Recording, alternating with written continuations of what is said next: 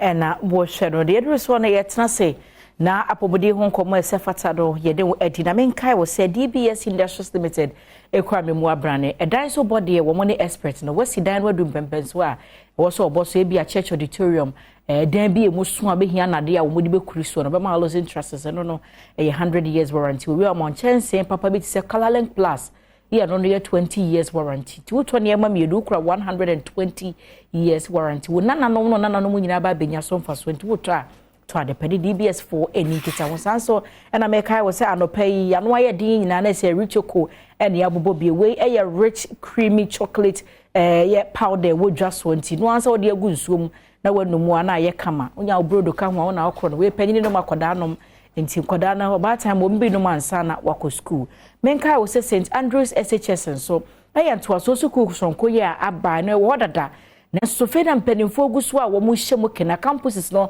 o mu biebie bi ka ho nti ebi be ben obi ya wo no nti uba no watro BC so hwen wa wi an ha ho ne computer placement se bia eno aso de St Andrews SHS mpanimfo bi nkita ho na oba ma oba no be bi papa tena sua de ama o mu hostel papa na wadam Franco Trading Enterprise your phones laptops, accessories, printers, and a Franco TV or the aba, air conditioners or the aba,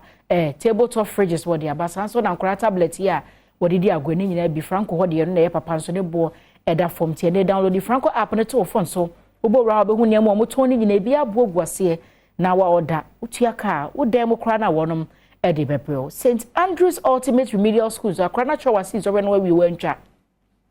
enti teacher training no person ko nursing training university no enya de so betumi akobi oba atan akoma to yam fakodan wo mo obosume kakra bi eti akora no be se twe atro na watwa na watwa yie ankasa sedwe koi na aka me homa no pe matena se abetwe enkomo na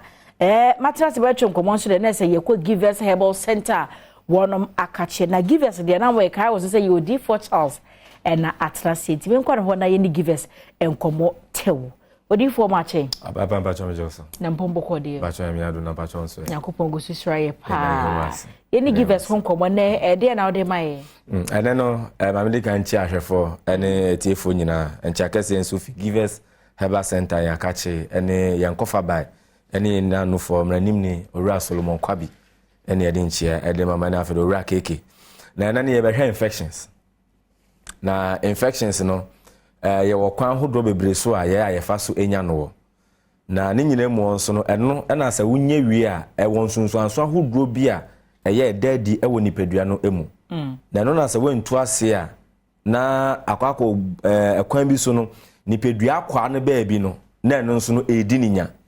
enti no sa wuhu a na esa otumi tu ase entem na wotumi aso ano na wapadupa no na wotumi ato ano na ye ka say infections na obi be ka say ye ka infections kwa dey na ye infections say na di kan no hu nia infections adekode e kire ne nam so a eba ensunsu anso ahodo a ye eda na edi ma hu sampa wenya sa eye infections na say yare kudro no bi no wetumi enya bi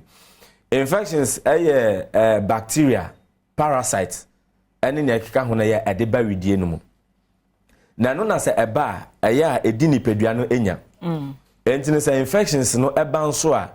ayade a eda ensunsuanso ahodo bi edi ema wo se o nipadua no ayade a me no ka say no enkoye eho atochema enti say wo yoba wo ye bema na wo honomo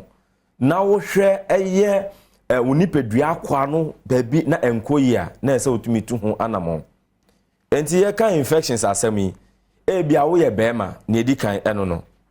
wo tagu nso entemtem ana se wo honom a na sebi bia na obema ho utadwi ho ho tai keka wo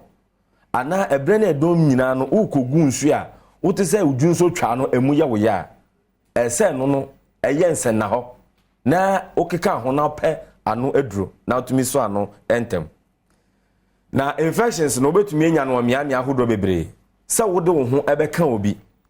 ana se obetumi enya no ewo eye sebia ebia ejanan bia ana sebe bia obetumi akwakoja na wo no obetumi enya no ho no mo enti eye body to body contact ana se eye flus ahodro mu na obetumi enya eye body infections no ewo enti no dane da ye di akoniaba na yakwakoye mema na yakwakoye ema ne de eye den ara obi de ne ho kan obi obetumi enya no so ewo enna yare mu ana se ennemu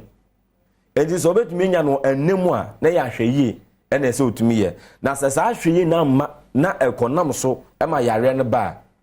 enu nti na Givers Herbal Center ye de enso ano no e de aba ene no ya tete hahama ene ndubina ene ye de afa aba afunim de kwan so ene ye de aye aduro no e de aba enti ni amekeka nyina no wo ye bema na enfa se bia wo de simanum bia simamienu bia na wo de okogu nsuo na okogu nsuo a misrament na se enfa anya afefe de ene de suom kura na wada wo be sore be ne wo ho ansa na de ache ni nyina ye nsuo a de wo okogu obi nso de no obo nse na se ne junso twa no emu ye ne ya ebu wona emu keka no na emu ye ne frem o ho no ma na nsuo bi eta sense bia ne be ma no anasa wo yo ba nso a eno nso mu bi na nsuo bi no obi ka se abnormal discharges ebi ta beba na se otumi tu ho anamo na pe edupa no na otumi ye no na no na nche no wo yo ba na ebi a won so wo ho no mo na atahu se ebi a wa ya ase anase bia wa himfie ho no no e ho no mo enye kama e ho nya wese ebre bia no na nsuonsu e wo ho no mo na niam bi eta tititifi wase amsrew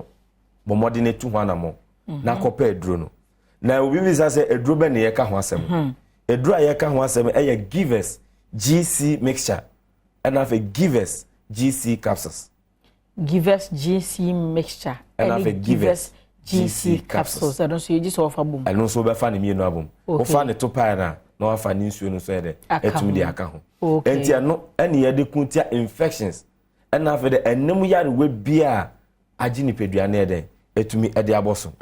Enti se na me kirekire mu a me ka me nsem no e de e ko no. Enti no bo so obi wo ho no ma obeka so e bia wo hu se wo dofo anasa wo ho kafo yare ne bi wo ne ho a uto aduru na menton nkwa ode toma mu mienu na se wanya yade bi but o pese wo ye treatment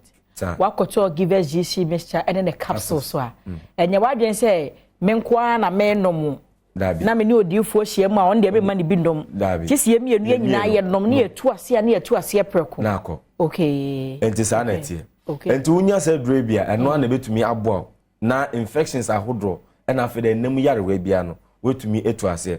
na won se ne no ba ko bia akọ ekomo no for the dia no de bia ye ka yeso prostate won se beba se na emema yare no no na emema yare no won se nia obeka se druben na eye adwunso no enamu de eba no eno na se ehun ya ba asem a eye kokofa ba okay Johnson temtem na bo se ehon mu ya oya obu ho na ebia o grumpem kura na emuta ahyehye no emuta ye ne yanso wonka obeka se bia aye ne dabro so enye de na aye ne dabro so eye yaw na wote enti se onya sa yaw die no na se sa wote sa yaw no dia se ni nyina no etumi ekyerewo na ema wonse na ho no so ni adwi die se otumi ye ho aduro men twen ma ne mbro so ansa me sha se me chose se wen tu ho anamo a won so organs ni bi na woni pedua ni mu no ebe kwa na akwa no na afa de se ni pedua ni nyina mu tintina se nya wadwen se na me ana me ni pedua anti ba me mfa ne sa ene na asa ase afuru kokromoti wan so anu ankopa Givers du papa bi anoma be wi ase na won nsa ni nyina okay enti no aya ye ma ye ni emra ye ho so na ye hu sa ensen na ho no ene sa ensunsuanso na ebetumi aden etu ase na oyo obanso na ebi a wo hwe me na wutie mi na ebi a wo wote ho no mo na wo hwe sania na nsen eya o discharges eya etia ese otumi tu ho anamo obi ntumi nsiesie no ho abra woni su panty liner dabi sense what na ase a won so na ne ho nyina afo enya afi na wonam krono be ka sister hwe wachi ohu afo eno na ese otumi tu ase ti wo so kopa du pasei Givers na wonu GC tu ase ma wo na tu ase enti eno na Givers GC mixture and afi ne capsules ese meti ase yen kan na oba betuma ka se medie nso ogu misam dem yare ya no ne wo kan na se wa na ape na wo yade ya no ese se Givers du papa ba e betuma tu ase ma ho atowo okay enye se nsuo keke na egu se ye nsuo na egu bibi na esi na ama nsuo na eba enti na ama nsuo no eba ti ahwe ye yi sa infection dey free wa GC Mr. na capsule free ho mo a Givers do be be na mo ma ye Givers no ye nno no de ba ko ene aye tatahwe na wo kromu aye na obi a di ho nkomo eno ana ye give us antontom da ho na se herbal mixture na give us herbal mixture eno na etridi malaria fever ene ne ka ho am no ka se ene die etu atese na edi yenya no ye di etu ase enti unya give us eye herbal mixture ana se na ene Ghana fo na nkasa ma na hotedin na wo mu ra shop won ma odwen so be ka se give us herbal mixture no wa ma nti no also maame papa maame give us antontom da ho na se waje na wo de ko no eno so eda so wadwa so okay eno wo ho no mo na ni nyina mu no esan se ehahama ne indubina papa yetumi dia ye nti no esan na ne moja apo bia ewo ntini no mu enti unan na ye ta sensen unsa na ye ta gene na utu na enye ye utina sikakra so ya so ananse aso mu sasabura so mu no misrew enye sa eye moja ne ndi efusa ne nko ntini no mu ye enti unya give us herbal mixture ananse edin agana for dem no eye give us antontom da ho na eno na betumi abo anani moja ni nyina ama intini no etumi ada ho na moja ne ye den etumi edi efusa ne ma ebre ne edo nyina na etumi akonkan ento ko herbal shops e wo man mu pharmaceutical shops and have a licensed chemical shops or mayimu biana obenya give us herbal mixture now dey tutu eye malaria any fever ase now asenya eye give us GC mixture and have a give us GC capsules now dey tutu infections and have the enemu ya we bia aye kwankro na gini pedua no etimi dia boso moduro no mo mpene saa ase de egu pharmacy koto nanom na asem fada asem ko ntini amode number ka ho etudwa to obi frɛ wa na obutim kra frɛ na ma prescribe share no combination na was ye ti number be na obi hia okay enti so we person ni edi nkomo a wo screens no so na mo amensa mo bobiom 0543 22 24 70 0543 22 24 70 and after 0501 55 68 28 okay na so fra ebedu kan bisa wonsem enti se wakwa akoto na opa kwa betumi afa so anom ana afi na opa se wokoto na opa se u chirechire o yare no mu senia ade ne ye wo no na ya cho so ene towe